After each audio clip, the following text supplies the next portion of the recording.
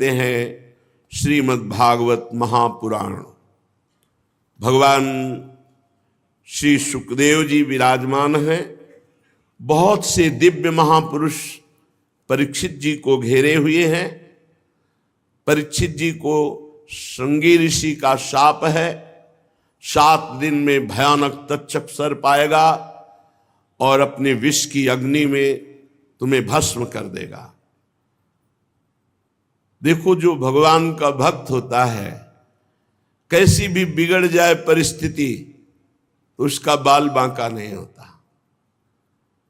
जैसे दुर्योधन ने शकुनी के कपट भरे पासे से महाराज युधिष्ठिर को पराजय करके 12 वर्ष का वनवास, 1 वर्ष का अज्ञातवास, लेकिन उस समय भारत के दिव्य महर्षि ब्रह्म ऋषि ये सब युधिष्ठिर जी के साथ थे। जब धर्मात्मा पुरुष कभी संकट में होता है तो महात्मा जन उनका साथ देते हैं। आज परीक्षित को सहस्त्रों दिव्य महात्मा घेरे हुए हैं और परमहंस अवधूत शिरोमणि श्री सुखदेव जी महाराज उच्च आसन पर विराजमान है। परीक्षित जी ने प्रश्न किया, भगवान, वेद वेत्ताओं में आप श्रेष्ठ हैं। मैं जानना चाहता हूं कि जब ब्रह्मा जी ने, कल प्रसंग था, देवर्षि नारद जी ने प्रश्न किया था कि आपसे भी बढ़कर कोई परमात्मा है क्या, जो आप ध्यान करते हैं, तप करते हैं, जप करते हैं, और इस सृष्टि का आधार क्या है, ये सृष्टि कैसे बनी, हम तत्व से जानना चाहते हैं। तो कल आपने सुना देवर्षि नारद जी किन किन बातों को ब्रह्मा जी से पूछा, कैसे ब्रह्मा जी को भगवान का दर्शन हुआ, कैसे ब्रह्मा जी को ज्ञान हुआ, ये मैं सुनना चाहता हूं। हे परमहंस शिरोमणि सुखदेव जी, आप मुझे ऐसा उपदेश कीजिए कि मैं अपने आसक्ति रहित मन को सर्वात्मा भगवान श्री कृष्ण में तन्मय करके ये अपना नाशवान शरीर छोड़ दूं। जो लोग भगवान की लीलाओं का श्रद्धा के साथ रोज श्रवण करते हैं और गायन करते हैं, तो पहली बात, उनके अंदर कुभाव भी आ जाए तो नरक नहीं जाएंगे। जो रोज भगवान की लीला कथा सुनते हैं, थोड़े ही समय में उनका कुभाव नष्ट हो जाएगा और उनके हृदय में भगवान अपनी भक्ति प्रकाशित कर देंगे। भगवान श्री कृष्ण की जब कोई कथा सुनता है तो प्रविष्टा कर्णरंध्रेण श्वानाम भाव सरोरुहम आहा धुनोति समलम कृष्ण सलिलस्य यथा शरत। जब कोई कानों में भगवान की चर्चा सुनाता है, ध्यान पूर्वक हम उसे सुनते हैं, तो थोड़े ही दिनों में कर्ण छिद्रों से भगवान कथा शब्दों के अंतर्गत बैठकर हमारे हृदय में पहुंच जाते हैं और भगवान प्रकाशित हो जाते हैं। जो ही भगवान प्रकाशित हुए तो जैसे शरद ऋतु आने पर जल का गंदलापन मिट जाता है, एकदम निर्मल हो जाता है, वैसे ही मन निर्वासनिक एकदम निर्मल हो जाता है। कथा सुनने मात्र से भगवान प्रविष्टा कर्णरंध्रेन श्वानाम भाव सरोरुहम, उसके हृदय में भाव प्रकट कर देते हैं। कर्णरंध्रों से स्वयं भगवान हृदय में जाकर प्रकाशित हो जाते हैं। धौतात्मा पुरुषः कृष्ण पाद मूलम न मुंचति, मुक्त सर्व परिक्लेशः पांथः स्वशरणम यथा। जब भगवान हृदय में प्रवेश कर जाते हैं, मन निर्मल हो जाता है, तब उसकी ऐसी दशा हो जाती है, वो क्षण क्षण में रोता है, क्षण क्षण में आनंदित होकर नाचता है, क्षण क्षण में हृदय से गाता है। बड़ी अद्भुत दशा हो जाती है। वो फिर एक क्षण के लिए भी कभी भगवान का विस्मरण नहीं कर सकता। वो समस्त क्लेशों से छूटकर ऐसे विश्राम को प्राप्त होता है जैसे परदेश गया हुआ आदमी घर आने पर विश्राम प्राप्त करता है। हमारा घर क्या है? वृंदावन। घर वाले कौन है? प्रिया प्रीतम सहचरियां। हम भूल से माया के भ्रम में फंसकर शरीर और शरीर संबंधियों में अपना मोह कर लिए, यही हमारी दुर्गति का कारण है। सबकी ममता ताग बटोरी, मम पद मन ही बांध बर डोरी। हमको भी ये जीवन में करना है कि एकमात्र ममता प्रिया प्रीतम के चरणों में। भगवान, वैसे तो जीव का इस पांच भौतिक शरीर से कोई संबंध नहीं है। जैसे वस्त्र वैसे है ये, पर अज्ञान के कारण हम इसे मैं और मेरा मान लिए।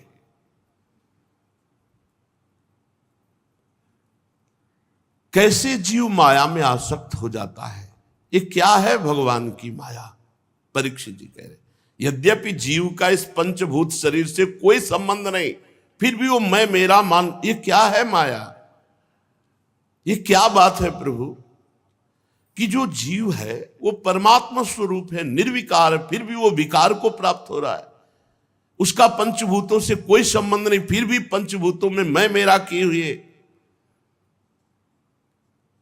प्रभु, आपने पहले बताया कि विराट भगवान से ही लोकों की रचना हुई और लोकपालों की रचना हुई। अब हम आपसे प्रश्न करते हैं कि महाकल्प और उनके अंतर्गत अवांतर कल्प कितने हैं? भूत भविष्य वर्तमान काल का अनुमान कैसे किया जाता है? क्या स्थूल देहाभिमानी जीव की आयु भी निश्चित होती है या घटाई बढ़ाई जा सकती है? ये जो देहाभिमानी जीव, क्या इसकी आयु निश्चित है? इसको घटाया बढ़ाया जा सकता है क्या अनुष्ठान के द्वारा, जैसे मृत्युंजय, महामृत्युंजय आदि? हे ब्रह्म ऋषि, काल की सूक्ष्म गति है तो उसका मैं वर्णन सुनना चाहता हूं, समय का, त्रुटि से लेकर के परार्ध तक। प्रभु, मैं ये जानना चाहता हूं कि जीव किस कर्म से कौन सी गति को प्राप्त होता है। ये देवता, मनुष्य आदि योनियां तीन गुणों के फल स्वरूप प्राप्त होती है, सतोगुण, रजोगुण, तमोगुण। तो कौन सा कर्म करने पर जीव को देवता बनना पड़ता है, कौन सा कर्म करने पर राक्षस बनना पड़ता है, कौन कौन सी योनियों में जा, ये आप दिव्य दृष्टि संपन्न महापुरुषों में जानना चाहता हूं। पृथ्वी, पाताल, दिशा, आकाश, ग्रह, नक्षत्र, पर्वत, नदी, समुद्र, द्वीप, ये सब भगवान विराट के शरीर से प्रकट हुए, आपने पीछे सुना। तो भगवान, इस ब्रह्मांड का भीतर और बाहर का परिमाण क्या है, नाप क्या है? कितना बड़ा है ब्रह्मांड? बाहर से कितना है, भीतर से कितना है? मैं महापुरुषों के चरित्र सुनना चाहता हूं, युगों के भेद जानना चाहता हूं। युगों में कौन कौन सा धर्म होता है, कौन से युग में कैसे प्राणी होते हैं, उनका स्वभाव कैसा होता है, ये मैं जानना चाहता हूं। तत्वों की संख्या कितनी है, तत्व का स्वरूप क्या है और तत्व का लक्षण क्या है? भगवान की आराधना कितने प्रकार से की जा सकती है? जो योगेश्वर है उनकी क्या गतियां होती हैं? प्रभु, प्रलय के समय जीव कहां चला जाता है, फिर इसकी उत्पत्ति कैसे होती है? पाखंड किसे कहते हैं? कैसे जाना जाए कि इसमें पाखंड है? उसकी उत्पत्ति कैसे होती है? आत्मा का स्वरूप क्या है? आत्मा कैसे बंधन को प्राप्त होती है और आत्मा का मोक्ष कैसे होता है? आत्मा का स्वरूप क्या है, उसका बंधन क्या है, उसका मोक्ष क्या है? भगवान तो परम स्वतंत्र हैं, अपनी माया से वो किस प्रकार क्रीड़ा करके परतंत्र जीव के रूप में बंध जाते हैं। बहुत ध्यान से सुनोगे तो भ्रम खत्म हो जाएगा। भगवान परम स्वतंत्र हैं, वो अपनी माया को स्वीकार करके किस तरह से परतंत्र जीव के रूप में हो जाते हैं। भगवान, मैं आपका शरणागत हूं, मैं आपको बार बार प्रणाम करता हूं। आप मेरी भूख प्यास की चिंता न करें, मेरे प्राण ऐसे निकलने वाले नहीं, अब तो केवल ब्रह्म ऋषि के साप से ही निकलेंगे तक्षक के काटने पर। मैं आपके श्री मुखारविंद से भगवान की अमृतमयी लीला कथा पान कर रहा हूं, ना मुझे थकान हो रही है, ना नींद आ रही, ना भूख, ना प्यास। शौनकादि ऋषियों, जब राजा परीक्षित ने संतों की सभा में भगवान की लीला कथा सुनाने के लिए इस प्रकार प्रार्थना की, तब भगवान सुखदेव जी बड़े प्रसन्न हुए और भगवान श्री सुखदेव जी ने कहा, परीक्षित, जैसे स्वप्न में देखे जाने वाले पदार्थों के साथ स्वप्न देखने वाले का कोई संबंध नहीं था, न है, न रहेगा, सब झूठा स्वप्न।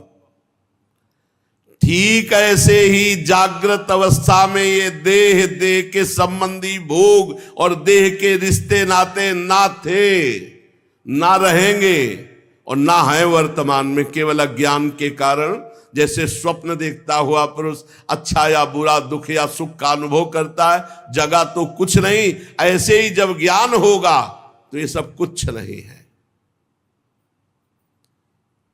अनुभव स्वरूप आत्मा माया के बिना दृश्य पदार्थों को कैसे देख सकती है?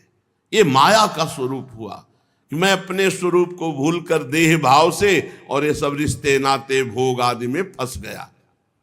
यह मैं हूं, यह मेरा है, वो ऐसा मानने लगा। जब ये गुणों से क्षुब्ध होकर मोह उत्पन्न करने वाली माया के अधीन हो गया और मोह से युक्त होकर माया में रमण करने लगा, तब वह आत्मा मैं और मेरा में फंस करके दुर्गति को प्राप्त हो गया। यद्यपि वह अविनाशी, अमल, चैतन्य घन, आनंद स्वरूप, वह कौन? तत्त्वमसि, त्वम असि, तुम ही हो। जिसे वह कह के संबोधन किया जा रहा है वो तत्व माने वह जिसे तुम, त्वम असि, तुम ही हो, तत्त्वमसि। तुम अपने को भूल गए हो और देह भाव में आ गए हो। भगवान ब्रह्मा जी जब प्रकट हुए उनको भी ज्ञान नहीं था। आदि गुरु तीनों लोकों के जब कमल पर बैठे तो कोई ज्ञान उनके अंदर नहीं था। बिल्कुल ध्यान से सुनो, ना सृष्टि प्रकट करने का, ना मैं ना तू, कोई ज्ञान नहीं। तब उन्होंने ज्ञान दृष्टि प्राप्त कर, मैं कौन हूं, ये कमल कौन है, मेरा उद्देश्य क्या है, मेरा कर्तव्य क्या है, इस प्रकार उनके अंदर चिंतन प्रारंभ हुआ।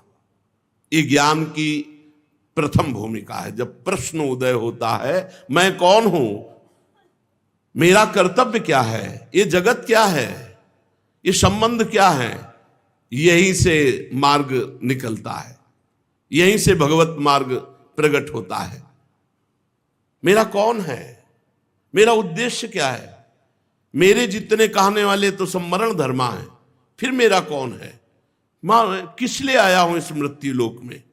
ये जब किसी की परमार्थ यात्रा प्रारंभ होती तो इन्हीं प्रश्नों से होती है। ब्रह्मा जी के अंदर ये प्रश्न उत्पन्न हुए। उसी समय महान समुद्र से एक आवाज आई, व्यंजन का 16वां अक्षर और 21वां अक्षर, ता प त प, 3 बार, तप करो, तप करो, तप करो। ब्रह्मा जी ने वक्ता को चारों ओर देखने के लिए ऐसे किया तो 4 मुख हो गए। कहां से आवाज आई? पर आवाज किससे आई ये नहीं जान पाए। पर उन्होंने कहा कि मुझे आज्ञा हुई है कि तप करो, इसलिए मैं अपने मन को तपस्या में लगाता हूं। ब्रह्मा जी त्रिभुवन के सबसे बड़े तपस्वी हैं, प्रथम तपस्वी हैं। घोर तपस्या की 1000 दिव्य वर्ष पर्यंत चित्त को एकाग्र करके, प्राणों को रोक करके, मन को संयम में करके, कर्मेंद्रिय ज्ञानेंद्रियों को वश में करके ऐसी तपस्या की कि अमोघ ज्ञान प्रकट हो गया। 1000 दिव्य वर्ष तक मन को एकाग्र, प्राणों को रोक लिया, चित्त को एकाग्र, कर्मेंद्रिय और ज्ञानेंद्रियों को वश में करके 1000 दिव्य वर्ष तक तपस्या की। उनके अंदर अमोघ ज्ञान प्रकट हो गया। सब लोग अपने में दिखाई देने लगे। भगवान प्रसन्न हुए तपस्या से, तो ब्रह्मा जी की दृष्टि में दिखाई देने लगा भगवान का दिव्य धाम। तस्मै स्वलोकम भगवान सभाजितः संदर्शयामास परम नयत परम। भगवान का स्वधाम ब्रह्मा जी के दिव्य नेत्रों के सामने प्रकाशित हुआ। इससे परे कोई लोक नहीं। भगवान के धाम में न क्लेश है, न मोह है, न मृत्यु है, न भय है, न किसी भी तरह का दुख है। दुख नाम की चीज नहीं। एक बार जिसे भगवान के धाम का दर्शन हो जाता है वो इतना महान हो जाता है कि देवता भी उसकी बार बार स्तुति करते हैं। सुरासुरार्चिता। भगवान के धाम में न रजोगुण है, न तमोगुण है, न मिला हुआ सतोगुण है, न काल का प्रवेश है, न माया ही कदम रख सकती। फिर माया के बाल बच्चे काम क्रोध आदि तो प्रवेश ही कैसे कर सकते हैं। देखा भगवान ब्रह्मा जी ने कि दिव्य पार्षदों से सुरक्षित है भगवान का धाम। बड़े बड़े ऋषि मुनि देवता सब नमस्कार कर रहे हैं, धाम की तरफ सर झुका रहे हैं। अब धाम के अंदर दृष्टि प्रवेश की तो देखा उज्ज्वल आभा से महान तेजों में श्याम शरीर, शतदल कमल के समान कोमल नेत्र, पीले रंग का दिव्य बिजली जैसा पीतांबर, अंग अंग से रास रास सौंदर्य बिखर रहा है। कोमलता, सौंदर्यता, मानो मूर्तिमान होकर विराजमान हो। और ऐसे ही भगवान के सब पार्षद हैं। जैसे भगवान का स्वरूप ऐसे भगवान के पार्षद, सबकी चार चार भुजाएं, महान तेजस्वी दिव्य अस्त्र लिए हुए भगवान के पार्षद, सब दिव्य मणिमय सुवर्ण प्रभा में आभूषण धारण किए हुए तेजो में। धाम की भूमि छवि अद्भुत, कहीं मूंगे की, कहीं वैदुर्य मणि की, कहीं कमल के समान, कहीं उज्जवल स्फटिक मणि के समान, ऐसी भूमि धाम की। सबके कानों में कुंडल, मस्तक पर मुकुट, कंठ में दिव्य मालाएं, जैसे आकाश बिजली से चमक उठता है, ऐसे ही ब्रह्मा जी के नेत्र बड़े तेजोमय हो गए। भगवान के वैकुंठ धाम का दर्शन, वैकुंठ धाम के पार्षदों का दर्शन। अब देखा कि महालक्ष्मी सुंदर रूप धारण किए हुए अपनी दासियों के साथ, विभूतियों के साथ भगवान के चरण चाप रहे हैं। भगवान की मधुर मधुर लीलाओं का गायन करते हुए भगवान के चरण चाप रहे हैं। लक्ष्मी जी उन्मत्त हो रही हैं भगवान के चरणों के स्पर्श से और सौंदर्य से। ब्रह्मा जी ने देखा कि दिव्य लोक वैकुंठ धाम में भक्तों के रक्षक महालक्ष्मीपति, यज्ञपति, विश्वपति भगवान विराजमान है। और भगवान के एकदम नजदीक जो पार्षद हैं वो सुनंद, नंद, प्रबल और अर्हण आदि, ये भगवान के समान बलशाली वैभव, ये मुख्य मुख्य पार्षदगण भगवान की सेवा कर रहे। कोई चमर डुला रहा है, कोई व्यजन डुला रहा है, कोई छत्र लिए, वो सब भगवान के मुख कमल की तरफ एक तक चित्तवृत्ति से देखते रहते। क्या आदेश हो, क्या इशारा हो, तत्काल सेवा हो। आंखों में लाल लाल डोरियां, बड़ी मोहक मधुर चितवन। ऐसा लगता है कि प्रभु अपने प्रेमी भक्त को अपना सर्वस्व भी दान दे देंगे।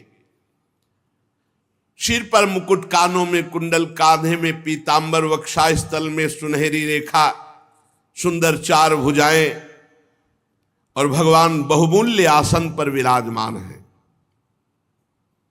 भगवान के पास पुरुष, प्रकृति, महातत्व, अहंकार, मन, 10 इंद्रियां, शब्दादि 5 तन्मात्राएं, पंच महाभूत, ये 25 शक्तियां मूर्तिमान होकर हाथ जोड़े खड़ी है। उसी मन से संपूर्ण सृष्टि का मन बनता है। उन्हीं 10 इंद्रियों से संपूर्ण सृष्टि को इंद्रियां मिलती हैं। ये मूर्तिमान वैकुंठ में भगवान के सामने हाथ जोड़कर खड़े। पुरुष, प्रकृति, महातत्व, अहंकार, मन, 10 इंद्रियां, 5 शब्द तन्मात्राएं, शब्द स्पर्श रूप रस गंध, और पंच महाभूत, ये 25 शक्तियां मूर्तिमान होकर भगवान वैकुंठनाथ के पास आसपास हाथ जोड़े खड़ी हैं। समग्र ऐश्वर्य, समग्र धर्म, कीर्ति, श्री, ज्ञान, वैराग्य, ये 6 नित्य सिद्ध रूप धारण किए हुए भगवान के सामने हाथ जोड़े खड़े हैं। ज्ञान, वैराग्य, कीर्ति, श्री, धर्म, ऐश्वर्य, ये सब मूर्तिमान होकर सर्वेश्वर भगवान आनंदमय स्वरूप में छके हुए विराजमान है। ब्रह्मा जी ने जे ही दर्शन किया तो रोना आ गया, हृदय लबालब आनंद से भर गया, आंखों से अश्रु चलने लगे, शरीर पुलकित हो गया, नेत्रों से प्रेमाश्रुधारा बहने लगी।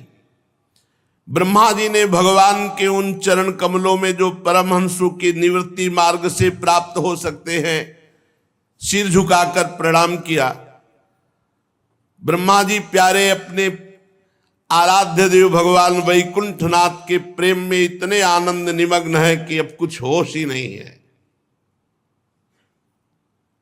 विचार करके देखो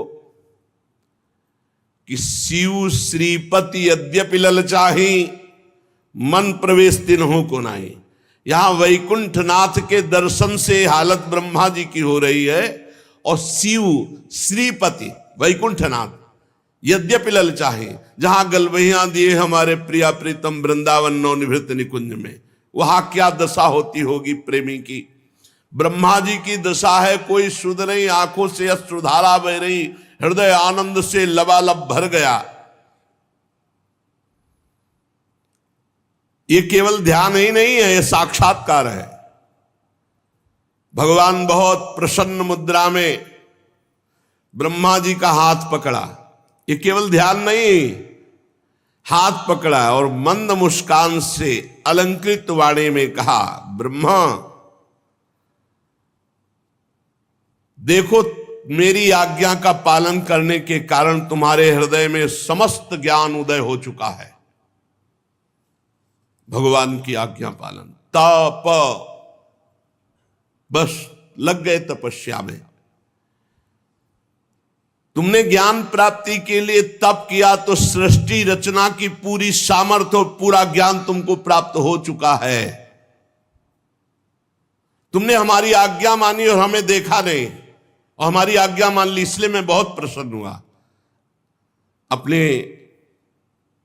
कलियुगी भक्तों पर भगवान बहुत प्रसन्न है, क्योंकि इतने भारी विघ्न में, इतने भारी अधर्म का हाहाकार मचा हुआ है और हमने भगवान को देखा नहीं, कोई परिचय बताने वाला नहीं, और केवल उनका भरोसा विश्वास करके जीवन समर्पित कर दिया और चल दिए, तो भगवान इस बात से बिक जाते हैं। ब्रह्मा जी से क्या कह रहे, तुमने मुझे देखा नहीं था पर मेरी आज्ञा पालन की, इसलिए मैं बहुत प्रसन्न हुआ और अपना संपूर्ण वैभव तुम्हें दिखा रहा हूं। धाम का और संपूर्ण सृष्टि प्रकट करने की सामर्थ्य और अथाह अगाध ज्ञान तुम्हारे अंदर प्रकाशित हो चुका है। खास बात पकड़ो, भगवान को बिना देखे भगवान के लिए सर्वस्व समर्पित कर रहे हो, वो देख रहे हैं, एक एक सेकंड का हिसाब होगा, व्यर्थ नहीं जाएगा तुम्हारा समर्पण, देख लेना। जो लोग मन में कपट रखकर दिखावे के लिए योग साधना आदि का, मैं उनसे कभी प्रसन्न नहीं होता। तुम्हारा कल्याण हो, अब जो तुम्हारी अभिलाषा हो मुझसे वरदान मांगो, क्योंकि मैं मुंह मांगी वस्तु देने में समर्थ हूं। ब्रह्मा जी जीव के समस्त कल्याणकारी साधनों का विश्राम मेरा दर्शन पाना है, जैसे तुम पा रहे हो। यह दर्शन ऐसा नहीं होता कि भाव में केवल हो रहा है, भगवान का स्पर्श। भगवान ने हाथ पकड़ा ब्रह्मा जी का, भक्तजन स्पर्श करते हैं, भक्तजन गले लगते हैं। तुम्हारी जो इच्छा थी सूने जल में कि किसकी वाणी थी, वो मेरी थी, मैंने कहा था। तुमने आज्ञा का पालन किया, इसलिए मेरे इस दिव्य लोक का तुम्हें दर्शन हुआ, जो बड़ा ही दुर्लभ है। तपस्या मेरा ही स्वरूप है। तपस्या से दुर्लंघ शक्ति हृदय में जागृत हो जाती है। ब्रह्मा जी ने कहा, भगवान आप समस्त प्राणियों के अंतःकरण में साक्षी रूप से विराजमान रहते हैं। भगवान कहां रहते हैं? सबके अंतःकरण में विराजमान है। सबके, जहां मन बुद्धि चित्त अहंकार है वहीं विराजमान है। चित्त में भगवान विराजमान है, चित्त में भगवान वासुदेव का स्थान है।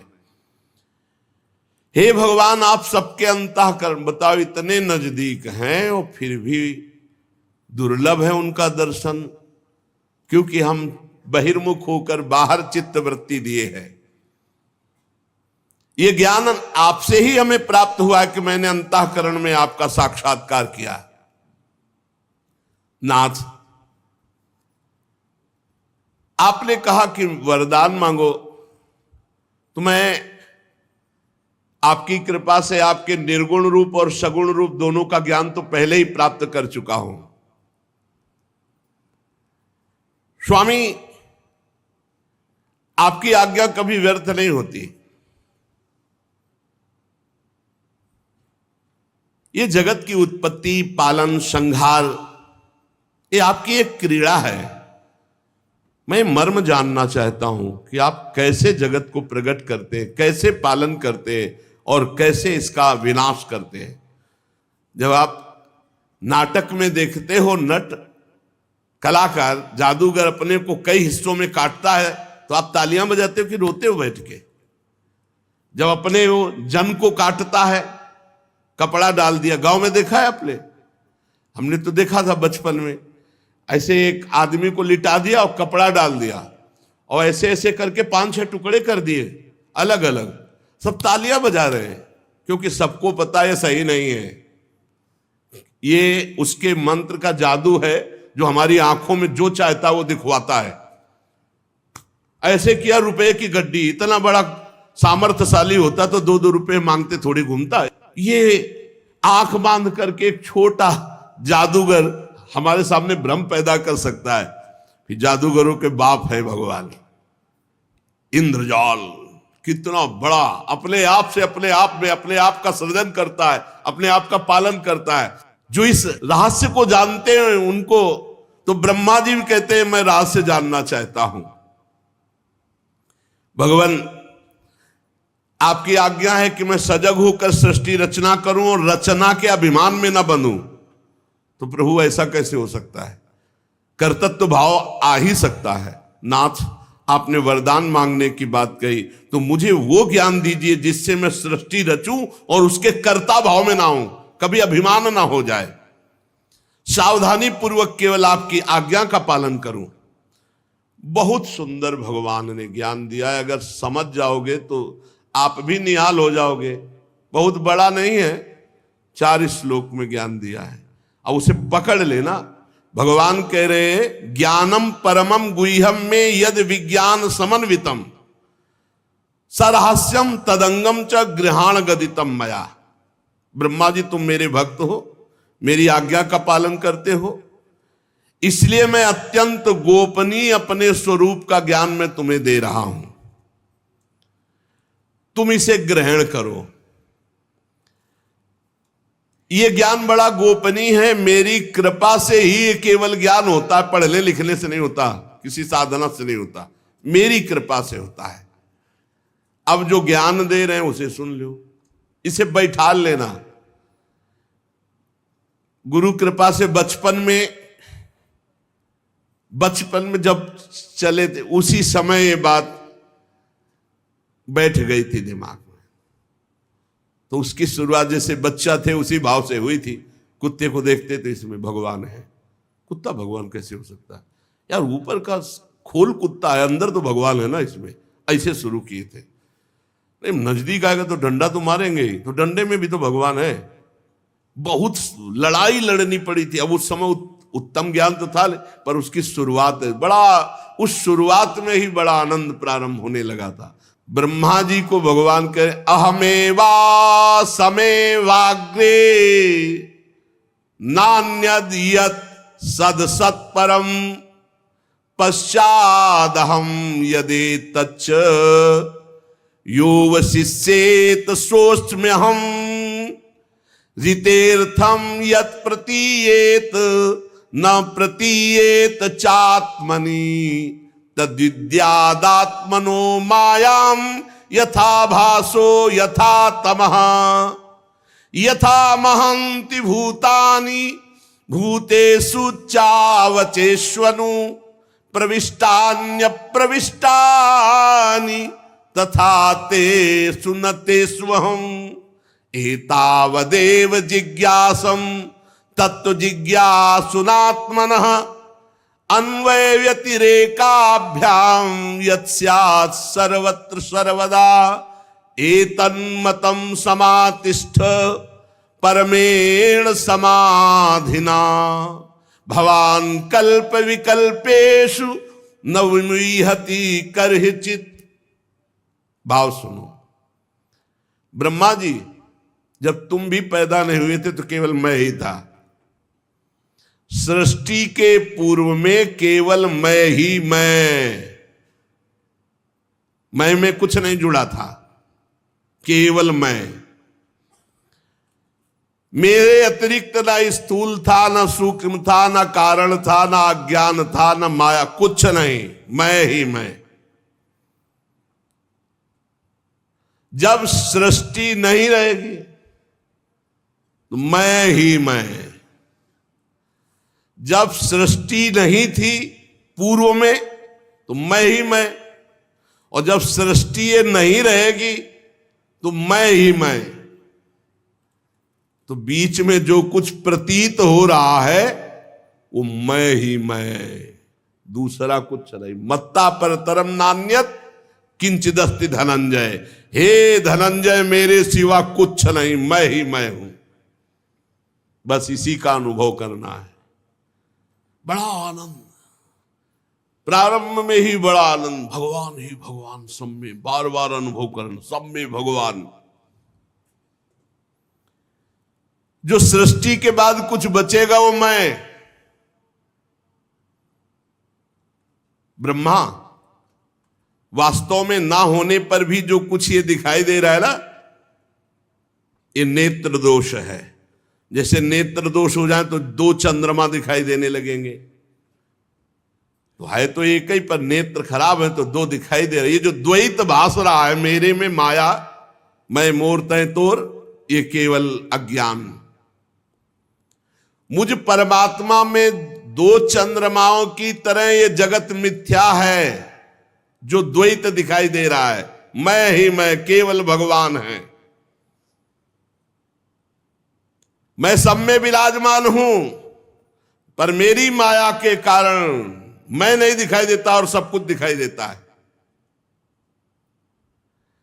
जैसे प्राणियों के पंचभूत रचित छोटे बड़े शरीरों में आकाश आदि पंच महाभूत उन शरीरों के कार्य रूप निर्मित होने के कारण प्रवेश भी करते, और पहले से उन स्थानों में उन रूपों में विद्यमान है तो प्रवेश भी नहीं करते।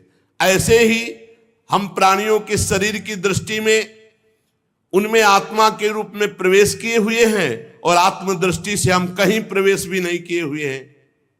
ये शरीर में जैसे पंचभूतों से बना है, अब कहा जाए इनमें पंचभूत प्रवेश नहीं करते, तो प्रवेश क्या करेंगे? वो पंचभूत से बना हुआ है। तो बोले इस जगत में भगवान प्रवेश नहीं करते। प्रवेश क्या करते? भगवान ही बने हुए हैं जगत। बात को समझो। प्रविष्टान्य प्रविष्टानि तथा तेषु न तेषु अहम्। वे मेरे में नहीं, मैं उनमें नहीं हूं। क्यों? क्योंकि मैं ही मैं हूं। दो नहीं है, वे और मैं नहीं, केवल मैं ही मैं हूं। यही समझना है। भगवान कह रहे यथा महंति भूतानि भूतेषु च वचेष्वनु प्रविष्टान्य प्रविष्टानि तथा तेषु न तेषु अहम्। कह रहे हैं वो मेरे में नहीं और मैं उनमें नहीं हूं। क्योंकि उनमें और मेरे में ये दो शब्द नहीं है, केवल मैं ही मैं हूं। पहले बता चुके हैं, मैं ही मैं हूं। तो मैं में क्या प्रवेश करे? जल जब बर्फ रूप हुआ तो उसमें जल ही जल है और कुछ नहीं है। तो भगवान जब जगत रूप बले तो केवल भगवान ही भगवान है, कुछ नहीं है। वही है, वही त्रिगुण है, वही पंचभूत है, वही 10 इंद्रियां हैं, वही चतुर्थ अंतःकरण है, वही सब कुछ बने हुए हैं। हो गया ज्ञान, इसी से जीवन मुक्त हो जाता है। ये अनुभव की बात है। ये अनुभव में पूरा जीवन लगता है, पूरा जीवन भगवान ही भगवान, भगवान ही। मुक्त हो गए, कुछ नहीं है, केवल भगवान। एक भगवान अनेक रूपों में, अनेक को एक में समेट ले, वही साधना। भगवान ने क्या किया? एको हम बहुश्यामा, एक से बहुत रूपों में हो जाए। तुम्हें क्या करना है? बहुत रूपों को एक में समेट दो, बस सवाल हल। जीवन मुक्त, परम धाम पहुंच गए। इससे पिंड नहीं छूट रहा। यही बहुत बड़ा रोग है, शरीर राग। ब्रह्मा जी समझ पाए मेरे अतिरिक्त कुछ नहीं है। बड़े लीला बिहारी हैं, सब रूपों में भगवान हैं, पर ऐसे ऐसे उनके रूप है कि मानना ही नहीं पड़ ये भगवान कैसे हो सकते हैं। नहीं, और वही सब हैं। और यही जान गया सो महात्मा। समहात्मा सुदुर्लभा वासुदेवा सर्वमिति समहात्मा सुदुर्लभा। ये भगवान नहीं है, ये भगवान नहीं है। ये निषेध पद्धति दो प्रकार से जाना जाता है, व्यतिरेक और अन्वय। अन्वय व्यतिरेकाभ्याम यत् स्यात् सर्वत्र सर्वदा। पहले क्या करे कि नहीं में आवे, ये नहीं, ये नहीं, ये नहीं। परिवार माया मोह, रुपया पैसा, ये सब माया मोह भगवान का। हटते हटते जब भगवान में चित्तवृत्ति तन्मय हुई, फिर सर्वम खलमिदम ब्रह्म सिद्धांत चलता है। ब्रह्म सत्यम, ये जगन मिथ्या, ये झूठा है, ये सत्य नहीं। और है सत्य, पर सवाल हल करना है। तो ब्रह्म सत्यम जगन मिथ्या। और जब सत्य चिंतन में पहुंचे तो बोले सर्वम खलविदम ब्रह्म, सब कुछ ब्रह्म ही है। भगवान ही भगवान सदा सर्वत्र सब रूपों में है। जिसको ज्ञान प्राप्त करना है तो इससे बढ़कर कोई ज्ञान नहीं है। भगवान ही पूर्णता, सच्ची मानिए, बड़ी पूर्णता है। गंगा की रेती में पद्मासन लगा करके जब यही बात का चिंतन होता है ना, रोमांच होता है। कई कई घंटे शांत। गंगा एकदम ब्रह्म स्वरूप है। ब्रह्म द्रव कहा ही गया है गंगा जी को। बहुत विशुद्ध ज्ञान की प्राप्ति गंगा जी की। गंगा जी से परम आसक्ति। गंगा जी का किनारा छोड़कर हमको कहीं कोई तीर्थ जाना या कहीं कोई कुछ अच्छा नहीं लगता था। बस जीवन में अगर हमारे कहीं कुछ तीर्थ स्थान हुए तो सब गंगा जी के किनारे। चित्रकूट इसलिए गए क्योंकि वृंदावन वहीं से, काशी से चित्रकूट और चित्रकूट से वृंदावन, नहीं कहीं और नहीं, कहीं नहीं गए विश्व में, बस वही गंगा का किनारा। बस यही लगता था पूर्णता है। और गंगा जी कैसे, तुम्हें बताओ कैसे कैसे भाव प्रकट करते। यही बात गंगा जी के किनारे, ये जो है यही गंगा किनारे की आराधना। इसके बाद है ये जो वृंदावन की पढ़ाई है ना, ये वासुदेवा स्वरमिति के बाद है। ये डिग्री है, ये ककारा मात्रा वाली पढ़ाई नहीं है, ये डिग्री है। ये ऊपर की डिग्री, सबसे ऊपर का महामाधुर्य रस। श्री जी बड़ी कृपालु है कि अपने अधमों को ऐसे महारस में निमग्न करने का अवसर दिया। अगर इतना जान लोगे तो ब्रह्मा जी तुम्हें मोह नहीं होगा। इतना जान लो कि मैं ही मैं, भगवान ही भगवान है, मोह नहीं होगा। बस ये जानना है, अंदर व्यवहार नहीं करना, व्यवहार नहीं करना, जानना है, दृष्टि रखना, व्यवहार नहीं करना। अज्ञानी जो होते हैं ना, वो व्यवहार में उतर जाते हैं तो भ्रष्ट हो जाते हैं, उनको बोध नहीं हो पाता। जैसा व्यवहार वैसे ही करना है, लेकिन दृष्टि सब में रख ली, एक ही परमात्मा। ये तो माया का नाटक हो रहा है, एक ही परमात्मा। स्वांग जैसा है वैसा, पिता हो तो पिता का स्वांग करो, पुत्र हो तो पुत्र का, शिष्य तो शिष्य, गुरु तो गुरु, जो स्वांग मिला वैसे ही करो, लेकिन है वही, बस ये दृष्टि रखना है। व्यवहार में नहीं, व्यवहार में उतारना मूर्खता होती है, वो ज्ञान नहीं होता व्यवहार में उतारना। जैसे विद्या विनय संपन्ने ब्राह्मणे गविहस्तनि स्वनिचय सुपाकेचा पंडिता समदर्शिना, विद्या विनय संपन्न ब्रह्म ऋषि में, चांडाल में, कुत्ते में, हाथी में, गाय में एक ही दृष्टि रखनी है कि सब में परमात्मा है। बस व्यवहार नहीं करना, व्यवहार में अलग अलग होता है। कई बार चर्चा हुई, व्यवहार में भेद दृष्टि रहती है। जो कहते हैं कि अरे वो तो ज्ञानी नहीं, वो भेद दृष्टि रखते, तो वो मूर्ख है जो इस बात को नहीं समझता। सम दृष्टि दर्शन करनी है, सम वर्तन नहीं करना। सम व्यवहार नहीं हो सकता, नहीं हो सकता, बिल्कुल नहीं हो सकता। एक घर ही में देख लो, बेटी है, बहन है, माता है, ये स्त्री शरीर है, तीनों में भगवत बुद्धि रखनी, लेकिन व्यवहार में एक परम पवित्र बेटी है, एक परम पवित्र बहन है, और एक अर्धांगिनी है, और एक माँ है, तो व्यवहार में भेद हो जाएगा।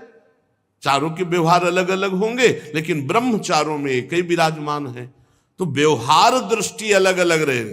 एक गुरुजी ने यही सुनाया शिष्य को, सब में भगवान है, क्योंकि शास्त्र का ये सबसे बड़ा ज्ञान है। अब एक हाथी, पागल हाथी चला आ रहा था, महावत अंकुश से उसको वश में कर रहा था, वश में नहीं होता, चिल्लाया, बाबा जी भाग, मेरा हाथी पागल मार डालेगा। सब में भगवान है, गुरुजी ने कहा है, जय भगवान। हाथी आया, उठा के पटक दिया ऐसे, सब चुप। अब वो लद के गए गुरुजी के पास, उनका क्या हो गया बेटा? बोले दुर्दशा। बोले तो किसी ने रोका नहीं? बोले नहीं, रोक तो रहा था, महावत जो है बहुत दूरी से चिल्ला रहा था, बाबा जी भागना, मेरा हाथी पागल है। तो बोले हाथी में भगवान देखा, महावत में नहीं देखा? महावत में नहीं, महावत चिल्ला रहा था कि भगवान वही भी तो है, चिल्ला रहे थे भाग दूरी, हाथी पागल। तो ऐसी मूर्खता न करे, सब में भगवान है, पे व्यवहार में भेद रखना है नहीं? व्यवहार में भेद रखना है, सब में भगवान है, व्यवहार में भेद रखना है, दृष्टि सम रखनी। सम दृष्टि की बात आई, समवर्तन की बात नहीं, सम दर्शन करने की बात आई।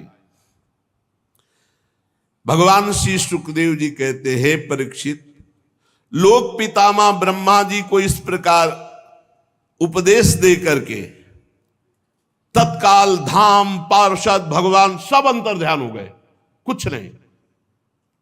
अभी तक भगवान का स्पर्श कर रहे थे, भगवान से वार्ता हो रही थी। ऐसे ही होता है, ब्रह्मा जी बार बार प्रयास करने लगे, न वो रूप, न वो धाम, न वो पार्षद। भगवान ने हटा लिया अपने आप को, तब अंजलि बांधकर पुनः उसी धाम और भगवान को प्रणाम किया, और जैसी सृष्टि पूर्व में रचना की थी, वो पूरी कला उनके हृदय में आ गई। धर्मपति प्रजापति ब्रह्मा जी ने सारी जनता को प्रकट करने के लिए भगवान की आराधना की थी। देवर्षि नारद जी मायापति भगवान के माया का तत्व जानने की इच्छा से बड़े सौम्य होकर ब्रह्मा जी से ये वार्ता कई से चल रही। श्री सुखदेव जी सुना रहे परीक्षित जी को, और सूति जी सुना रहे शौनक जी को, और भगवान ब्रह्मा जी सुना रहे हैं देवर्षि नारद जी को। ब्रह्मा जी और भी प्रसन्न हुए, और फिर देवर्षि नारद जी को 10 लक्षण वाले इस महामहिम भागवत पुराण का उपदेश किया।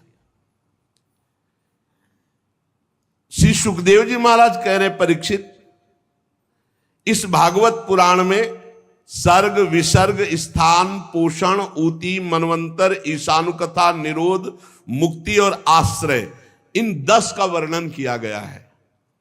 इनमें जो 10वां आश्रय तत्व है, इसी का ठीक ठीक निश्चय करने के लिए ऊपर के 9 का वर्णन किया गया है। ये 10वीं बात आ जाए तो मुक्त हो जाए। आश्रय, मैं भगवान के आश्रय में, प्रियाजू के आश्रय हूं। अरे यहां तक कह दिया हरिराम व्यास जी ने कि काहू के बल भजन को, कोई भजन बल रखता है, कोई जितेंद्रिय आदि सदाचार व्रत, लेकिन हम तो कुंवर के भरोसे में हैं, सोवत पांव पसार। काहू के बल भजन को, काहू के आचार, व्यास भरोसे कुंवर के सोवत पांव पसार। इसका भी ठीक ठीक चिंतन हुआ आश्रय तत्व का। बस हमें लगता है कि पूर्व से ही ज्ञान का मार्ग तो था, लेकिन आश्रय तत्व पर बहुत जोर था, इसीलिए भक्ति का ये रंग आया या आना था तो आश्रय तत्व पर जोर दिया था प्रारंभ में ही। और इस आश्रय तत्व पर ये जो ठीक ठीक बात कही जा रही कि ठीक ठीक इस आश्रय तत्व को समझने के लिए ही ये 9 ऊपर का वर्णन किया गया है आश्रय तत्व ही। फिर नवधा भक्ति की 9वीं भक्ति पर दृष्टि गई, आत्मसमर्पण। आश्रय, आत्मसमर्पण, सर्वत्र भगवान, 3 बातों को बहुत गंगा किनारे मनन होता। उसी का भाव कहीं न कहीं अंदर हृदय में था, तो कैसा होगा वृंदावन। ये प्रकट हुआ, रास दिखाई, महादेव जी ने कहा चलो जहां का है वहीं भेज देते हैं, बड़े कृपालु। अब वर्णन करते हैं कि सर्ग विसर्ग स्थान पोषण ऊती मनवंतरी शानु कथा निरोध मुक्ति और आश्रय, ये किसे कहते हैं? तो जो वेद हैं उनका तात्पर्य है ठीक ठीक आश्रय तत्व में स्थित करना। जितने शास्त्र हैं वो घुमाकर आश्रय तत्व में स्थित करते। कोई आत्माश्रित है, आत्मस्वरूप में स्थित, कोई भगवदाश्रित है, पर आश्रय तत्व ही है। महात्माओं ने इसका अनुभव किया है। जब ईश्वर की प्रेरणा से गुणों में क्षोभ होता है, उसका रूपांतरण होता है, आकाश आदि पंचभूत शब्दादि तन्मात्राएं इंद्रिया अहंकार महातत्व की उत्पत्ति होती है, इसे सर्ग कहते हैं। ये जो तत्वों की उत्पत्ति होती है इसे सर्ग कहते हैं। उस विराट पुरुष से उत्पन्न ब्रह्मा जी के द्वारा जो विभिन्न चराचर सृष्टियों का निर्माण होता है उसको विसर्ग कहते हैं। प्रतिपल नाश की ओर बढ़ने वाले सृष्टि को एक मर्यादा में स्थित रखने वाले भगवान विष्णु की जो श्रेष्ठता सिद्ध होती है उसका नाम स्थान है। सर्ग, विसर्ग, स्थान। अपने द्वारा सुरक्षित सृष्टि में भक्तों के ऊपर उनकी जो कृपा होती है भगवान की, उसका नाम है पोषण। मनवंतरों के अधिपति जो भगवत भक्ति और प्रजापालन रूप शुद्ध धर्म का अनुष्ठान करते हैं उसे मनवंतर कहते हैं। सर्ग, विसर्ग, स्थान, पोषण और मनवंतर। और फिर ऊति, जीवों की वे वासनाएं जो अनंत काल से दबी हुई है, वो जब उठती हैं तो ऐसे कार्य करवाते जिससे बंधन हो जाता है, उसे ऊति नाम से कहते हैं। जीवों की वासनाओं के कारण जो होने वाले कर्म है उनको ऊति कहते हैं। भगवान के विभिन्न अवतारों के और उनके प्रेमी भक्तों की जो विविध कथाएं हैं उनको ईश कथा कहते हैं। जब भगवान योग निद्रा स्वीकार करके शयन करते हैं तब इस जीव का अपनी उपाधियों के साथ लीन हो जाना निरोध कहा जाता है। अज्ञान कल्पित कर्तृत्व भोक्तत्व अनात्म भाव का परित्याग करके स्वरूप परमात्मा में स्थित हो जाना, इसे मुक्ति कहते हैं। और चराचर जगत की उत्पत्ति और पालन और प्रलय जिनसे होता है वो है भगवान, वो है परब्रह्म भगवान। भगवान का आश्रय ही सबकी पूर्णता है, आश्रय भगवान का। जो नेत्रादि इंद्रियों के अभिमानी दृष्टा जीव है वही इंद्रियों के अधिष्ठात्र देवता आदि सूर्य के रूप में, जो नेत्र गोलक आदि से युक्त दृश्य देह है वही उन दोनों को अलग अलग करता है। तीनों में एक का भाव हो जाए तो दो की उपलब्धि में भी दृश्य नहीं देखा जा सकता। नेत्र गोलक, नेत्रेंद्री और सूर्य, तीनों की उपस्थिति में ही दृश्य दिखाई देगा। एक भी का अभाव हो जाए तो दर्शन नहीं हो सकता, दृश्य नहीं दिखाई दे सकता। इसी प्रकार सबके अधिष्ठात्र भगवान हैं। भगवान के अभाव में कुछ नहीं है, उनका अभाव है ही नहीं। जहां देखो ता वही विराजमान है। उन्हीं का आश्रय लेना चाहिए, दूसरे का आश्रय नहीं। एकमात्र संसार से पार होने का उपाय भगवान का आश्रय है। पीछे वर्णन हुआ था कि विराट पुरुष का पिंड जल में पड़ा, तो जल को कहते हैं नार।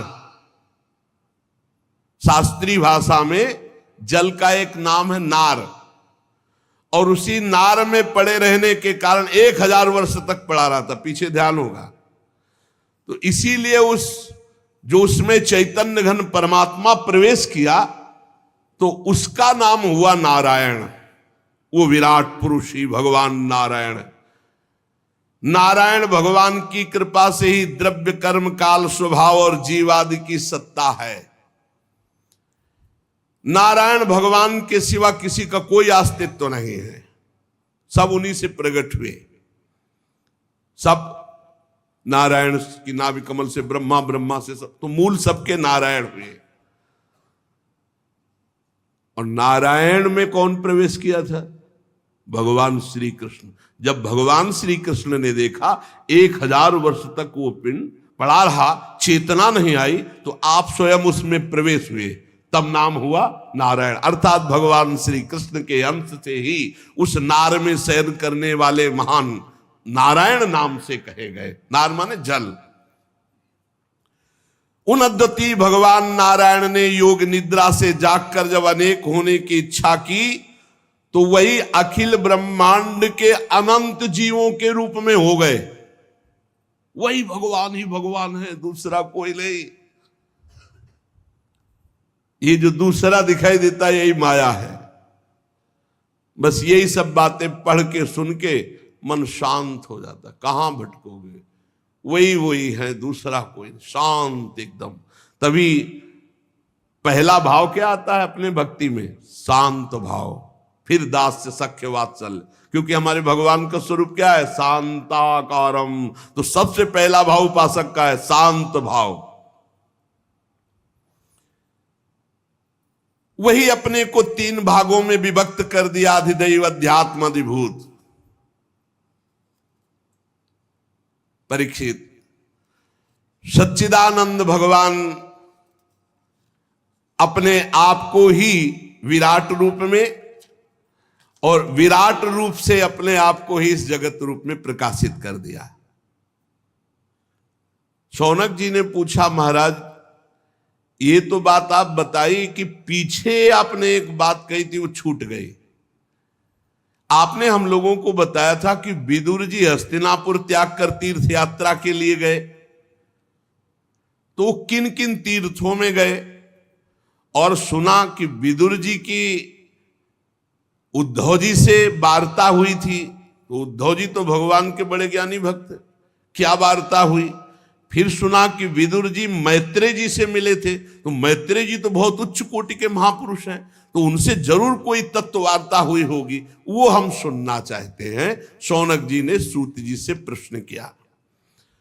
भगवान श्री सुखदेव जी ने परीक्षित जी से भी यही कहा, क्योंकि वो भी प्रश्न किए थे। जो पीछे प्रश्न किए थे उनमें बहुत से प्रश्न थे, तो उसमें यह भी प्रश्न था कि भगवान के तत्व का स्वरूप का वर्णन, भगवान के अवतारों के स्वरूप का वर्णन, भगवान एक होकर के अपनी माया को कैसे विस्तार करते हैं। तो कहा, परीक्षित जो तुमने पीछे बात पूछी थी वही पूर्व काल में घटित घटना को हम बता रहे हैं कि विदुर जी ने समस्त सुखों का त्याग कर तीर्थ यात्रा क्यों की, और मैत्रेय जी से मिले, उद्धव जी से मिले, क्या वार्ता हुई। जब ये घटना उस समय की है, सर्वेश्वर भगवान श्री कृष्ण पांडवों के दूत बनकर गए, तब उन्होंने दुर्योधन के महल में एक भी कोई वस्तु स्वीकार नहीं की, खान पान व्यवहार की, और बिना बुलाए विदुर जी के घर गए। पवित्र आत्मा विदुर जी को अपना माना प्रभु ने, और दुर्योधन ने विविध प्रकार से भगवान से कहा, ये बहुत सी सामग्री आप, भगवान ने कहा दो ही भाव से भोजन पाया जाता है, तो यहां दोनों बातें नहीं, तुम में प्रीति नहीं हो, हम में भूख नहीं है। और उसी समय विदुर जी के घर जाके कह रहे बहुत भूख लगी है, लाओ। विदुरानी छिलका पवाती है और गूदा फेंक देती है। परीक्षित जी ने पूछा, प्रभु मैत्रेय जी तो असाधारण महापुरुष हैं, विदुर जी का समागम कहां हो गया? और मैत्रेय जी जैसे महात्मा विदुर जी जैसे प्रश्न करता तो साधु शिरोमणि बड़ा सुंदर उत्तर होगा, हम सुनना चाहते हैं। भगवान सुखदेव जी ने कहा, परीक्षित, राजा धृतराष्ट्र अपने अन्यायी पुत्रों से बहुत मोहित थे, जानते थे कि अन्याय कर रहे हैं, लेकिन दस्तखत वही करते थे जो दुर्योधन कहता था। वो अपने भाई पांडु के अनाथ बालकों को लाक्षा भवन में जलाने के लिए भेज दिया था, आग लगवा दी, पर भगवान की कृपा और विदुर जी की प्रवीणता से वो बच गए। फिर उनकी पुत्रवधू महाराज युधिष्ठिर की पटरानी द्रौपदी के केस घसीटता हुआ दुशासन सभा में लाता है। द्रौपदी के अश्रुधारा चल रही है, किंतु धृतराष्ट्र ने अपने कुकर्मी पुत्रों को उस समय भी नहीं डांटा, वहां भी दस्तखत। और क्या बताएं, सत्यपरायण धर्मराज युधिष्ठिर को छल पूर्वक अन्याय पूर्वक जुए में हरा दिया गया और उन्हें वनवास दिया गया। वनवास भोगने के बाद फिर लौटकर जब आए और अपनी पैतृक संपत्ति मांगी तो उन्होंने उनका हिस्सा देना अस्वीकार कर दिया। जब इस विषय पर भगवान श्री कृष्ण कौरवों की सभा में हित भरे सुमधुर वचन जाकर के बोले, जो भीष्मादि को तो अमृत जैसे लगे, पर कुरुराज को वो विष जैसे लगे। फिर भी धृतराष्ट्र की बुद्धि काम नहीं की और पुत्र मोहवशात भगवान की बात नहीं मानी, क्योंकि सारे पुण्य उनके नष्ट हो चुके थे, मानते भी तो कैसे। जब विदुर जी ने देखा कि भगवान की आज्ञा का उल्लंघन हो रहा है, तो विदुर जी ने धृतराष्ट्र से कहा, जिसे विदुर नीति कहते हैं, महाराज अजात शत्रु महात्मा युधिष्ठिर को उनका हिस्सा दे दीजिए। आप असहनीय अपराध कर रहे हैं, भगवान की भी बात नहीं मान रहे, पांडव वनवास करके आए फिर भी उनका हिस्सा नहीं दे रहे। हमें बहुत डर लग रहा है कि ये पांडव अगर क्रोधित हो गए तो महाराज आपके वंश का विनाश हो जाएगा। ये भीम सांप की तरह सांस ले रहा है, बस भगवान की आज्ञा का इंतजार कर रहा है। इसकी फुफकार में तुम्हारे एको पुत्र नहीं बचेंगे महाराज, हम आपको बताए देते हैं। आपको पता नहीं है कि पांडवों के पक्ष में अखिल कोटि ब्रह्मांड नायक ये श्री कृष्ण है, ये परमात्मा है। ये यदुवीरों के आराध्य देव कोई मनुष्य नहीं है, ये परब्रह्म परमात्मा है। ये द्वारिका में विराजमान रहकर ही तुम्हें नष्ट कर सकते हैं, आने की जरूरत भी नहीं। पृथ्वी के बड़े बड़े राजा या बड़े बड़े ब्रह्म ऋषि देवता ये उसी पक्ष में रहते हैं जिस पक्ष में भगवान होते हैं। सुर नर मुनि प्रसन्नता ऊपर सोई विजयी विनयी गुण सागर तास सुजस त्रैलोक उजागर। जा पर कृपा राम की होई ता पर कृपा करे सब कोई। ये जिसे तुम अपना पुत्र मानकर पाल रहे हो महाराज, जिसकी हां में हां मिला रहे हो, ये दुर्योधन मूर्तिमान दोष है, दोष। ये दोष तुम्हारे घर का नाश कर देगा। ये इतना महान दोषी है कि भगवान से भी द्वेष करता है। ये भगवान श्री कृष्ण से विमुख श्रीहीन, अधर्माचरण करने वाला, कुल कलंक, मेरा अगर वचन आपको सुनाई दे रहा हो तो आप इस दुष्ट का तुरंत इसी समय त्याग कीजिए और हस्तिनापुर से निकलवा दीजिए। विदुर जी महान नीतिज्ञ, धर्मराज का साक्षात स्वरूप है। साधु जन भी विदुर जी का आदर करते, भगवान भी आदर करते। ये बात सुनते ही दुशासन, दुर्योधन, कर्ण, शकुन सब क्रोध से युक्त हो गए। और दुर्योधन तो बहुत ही कड़ुआ बोला, अरे इस कुटिल दासी पुत्र को यहां किसने बुलाया उपदेश देने के लिए? इसकी जान तो मत लो, लेकिन इसको तुरंत इसी समय नगर से बाहर निकाल दिया जाए। महाराज धृतराष्ट्र सुन रहे, एक भी शब्द नहीं बोले। ये बड़े भाई के सामने ऐसे कानों में विषैले शब्द, विदुर जी ने कुछ भी बुरा नहीं माना। समझ रहे थे कि भगवान इनका विनाश करवाना चाहते हैं, इसलिए ऐसी इनकी भाषा निकल रही। धृतराष्ट्र को प्रणाम किया और सामने द्वार पर धनुष बाण रख दिया और हस्तिनापुर से निकल पड़े। अब ऐसे राज्य में नहीं रहना जो भगवत विमुख, जहां से दुष्टों का बोलबाला, अधर्म का बोलबाला हो। कौरवों को विदुर जैसे महात्मा उपदेश देने वाले बड़े भाग्य से मिले थे। जे ही हस्तिनापुर से चले तो सबके पुण्य नष्ट हो गए। कौरव पक्ष के अपमान कर दिया विदुर जैसे महात्मा का। साधु अवज्ञा तुरंत भवानी, कर कल्याण अखिल के हानि। विदुर जी हस्तिनापुर से चलकर भूमंडल के तीर्थों में विचरण करने लगे, जहां श्री हरि, ब्रह्मा, रुद्र आदि इन महान के द्वारा जो तीर्थ स्थापित हैं, उन तीर्थों में विचरण किया। जहां जहां भगवान के पवित्र वन, पर्वत, कुंज, निर्मल जल, सरोवर, उन सब में स्नान करना, वहां अनुष्ठान करना, ऐसे विदुर जी तीर्थों में विचरे। और ऐसे भेष में रहते कोई ये जान न पाए कि विदुर जी हैं। साधारण जो भोजन मिल जाए, शुद्ध वृत्ति से भूमि में शयन करना, शरीर को मलना नहीं, बस ऐसे स्नान कर लेना। और कठोर व्रतों का पालन करते हुए भारतवर्ष के प्रत्येक तीर्थों में विचरण किए। जब वे प्रभास क्षेत्र में पहुंचे तब तक भगवान श्री कृष्ण की सहायता से महाराज युधिष्ठिर सर्वनाश का खेल खेल चुके थे। कौरवों का विनाश हो चुका था और वो चक्रवर्ती सम्राट पद पर हस्तिनापुर में विराजमान हो चुके थे युधिष्ठिर जी। प्रभास क्षेत्र में जब सूचना मिली कि कौरवों का विनाश हो गया तो सरस्वती नदी के पास जाकर चुपचाप मौन होकर बैठ गए विदुर जी। काफी देर भगवत चिंतन करते हुए अपने मन को संभाला।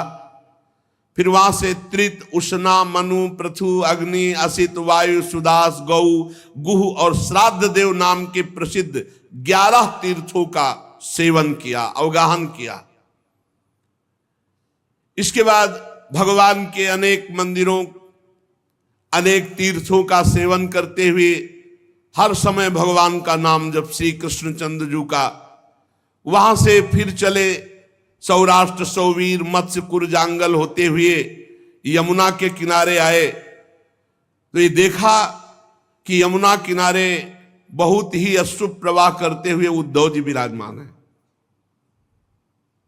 बड़ा आश्चर्य हुआ कि ऐसे बड़े महात्मा और आंसू प्रवाह कह रहे हैं।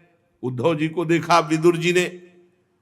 ये भगवान के प्रख्यात सेवक, मित्र, बृहस्पति जी के शिष्य, परम ज्ञानी, शांत स्वभाव विदुर जी नजदीक गए। देव उद्धव जी ने देखा, गाढ़ आलिंगन किया। विदुर जी ने अश्रु देख करके समझ लिया कुछ तो ऐसा है जो नहीं सुनना चाहिए। पर उद्धव जी से पूछा, उद्धव जी, पुराण पुरुष बलराम जी और भगवान सच्चिदानंद श्री कृष्ण जिनकी नाभि कमल से ब्रह्मा जी प्रकट हुए और ब्रह्मा जी की प्रार्थना से ये प्रकट हुए, सकुशल है ना? वसुदेव जी आदि सकुशल हैं। सात्वत, वृष्णि, भोज, दासार, हवंशी, यादव, उग्रसेन, ये सब सकुशल हैं। महाराज युधिष्ठिर अपनी अर्जुन और श्री कृष्ण रूपी दोनों भुजाओं की सहायता से अब न्यायपूर्वक प्रजा का पालन कर रहे हैं, सकुशल है। बोलो उद्धव जी, ये दोनों परिवार सकुशल हैं। श्री सुखदेव जी कहते हैं कि जब विदुर जी ऐसा पूछने लगे तो उद्धव जी और रोने लगे। अपने स्वामी का स्मरण आ जाने से वो कुछ भी उत्तर न दे सके। बाल्यावस्था से भगवान श्री कृष्ण में आसक्त थे उद्धव, भगवान के साथ रहे हैं, अब तो वृद्ध हो गए हैं। बाल्यावस्था से भगवान की चिंतन में, भगवान के ही गुणगान में, अब तो वृद्ध हो गए, भगवान के साथ रहते हैं। और विदुर जी के पूछने पर तो और फफक कर रोने लगे। विदुर जी का हृदय घबरा गया। उद्धव जी श्री कृष्ण के चरणारविंद मकरंद के सुधा सरोवर में बोल न सके। आनंद मगन होकर तीव्र भक्ति के द्वारा उनकी बड़ी ऊंची स्थिति, वृद्ध शरीर, शरीर में रोमांच, मुंदे हुए नेत्रों से प्रेमाश्रुधारा। विदुर जी ऐसे उद्धव जी के दर्शन करके बहुत कृतकृत्य हो रहे हैं। कुछ समय बाद उद्धव जी बाह्य दशा को प्राप्त हुए और विदुर जी से कहने लगे, विदुर जी जो आप पूछ रहे हो, हम उन प्रभु से वंचित हो गए हैं। भगवान श्री कृष्ण रूपी सूर्य अस्त हो गया है। विदुर जी, मैं क्या कुशल सुनाऊं, अब ये मनुष्य लोग बड़ा भागा हो गया है और यदुवंशी तो नितांत अभागे, भाग्यहीन हो गए। क्योंकि जब श्री कृष्ण के साथ रहते थे उन्होंने पहचाना ही नहीं कि परब्रह्म परमात्मा है। जिस तरह समुद्र में अमृत था पर मछलियां नहीं पहचान पाई कि समुद्र में अमृत है, ऐसे ही यदुवंशी लोग बस भगवान को एक श्रेष्ठ योगी समझते, ये नहीं समझ पाए कि सर्वात्मा भगवान है। सर्वांतर्यामी भगवान को एक श्रेष्ठ योगी, एक श्रेष्ठ यादव, भगवान की माया से मोहित इन यदुवंशियों ने भगवान की निंदा तक की, शिशुपाल आदि। ये नहीं समझ पाए, आज मैं उन्हीं भगवान से वंचित हो गया हूं। उद्धव जी कह रहे, जिन्होंने कभी तपस्या नहीं की थी उन लोगों ने भी दर्शन भगवान का पाया। विदुर जी, आज वही त्रिभुवन मोहन रूप अंतर ध्यान हो गया है। अब भगवान प्रगट में अपने रूप को नहीं रखा, अंतर ध्यान कर लिया। मेरे नेत्र ही छिन गए और उद्धव जी रोने लगे। भगवान ने योग माया का प्रभाव दिखाने के लिए मानव लीलाओं के योग्य जो दिव्य श्री विग्रह प्रकट किया था, बड़ा ही सुंदर, बड़ा ही नयनाभिराम, महाराज वो रूप अब अंतर्धान हो चुका है। भगवान ने लीला संवरण कर ली है। धर्मराज युधिष्ठिर के राजसूय यज्ञ में जिसने भगवान के उस नयनाभिराम रूप को देखा, त्रिलोकी में सब कोई लुभायमान हो गया। उनका प्रेम पूर्ण हंसना, विनोद भरी बातें करना, लीला में देखना, महाराज चित्त को चुरा लिया। जैसे कोई कठपुतली चलाने वाले के अनुसार चलती है, वैसे जिसने एक बार रूप देखा वो कठपुतली बन गया उनका। बड़े बड़े महात्माओं के द्वारा आराधन करने योग्य रूप। अजन्मा भगवान ने वसुदेव जी के यहां जन्म लेने की लीला की।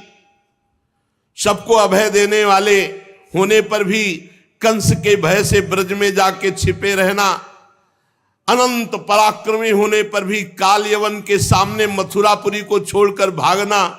जब मैं लीलाएं याद करता हूं तो मैं बेचैन हो जाता हूं।